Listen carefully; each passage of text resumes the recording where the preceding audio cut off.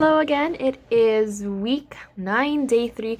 It has gone by crazy fast and very eventful days too. So on week 9, day 1, Sunday, I was in Marco's van. We were working in Port Hueneme.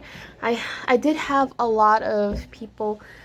I felt like I was able to interact with a lot more people, and there was just so many precious things that day. From like one house, the kid wasn't home, or I mean it was just the kids who were home, of course, like a few like in their tweens, and then they ended up getting story time as well as a Prince of Peace. And I really love it when kids decide to do this and put their own like money in for either their allowance or whatever it is to get these books, and they see the value of it. I was at another house where the father was Spanish speaking, and then the kids were English, and so like they were translating for me, and just I was just showing them all these books, and then they ended up getting, I believe it was a Príncipe de Paz, and so that one, and they were like saying, oh yeah, we're Christian, we just recently like became Christian, like I think it was like 3 years ago.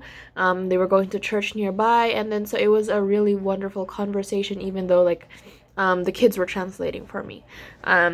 At another house, okay, so in Port Hueneme, this is in Oxnard, it's really cold. And so we're closer to the ocean, and by mid-afternoon it was really cold. And then so I was gonna ask for a jacket, and then the sun came out, so most of the time it was warm now. And then when it came to evening, towards the end of the night, it was getting really cold, and so I was, and then Marco was saying he had just canvas for a sweater, and then so at the end of the evening, I canvassed for a sweater, and then I did actually get one, and so that was really cool, just to have a total stranger give you a sweater, because you were cold, and it was a nice sweater too, and then what else? Oh, so, it was just a beautiful day, and then like books were going out, as well as I was able to talk to a lot more people, and I think that's one of it.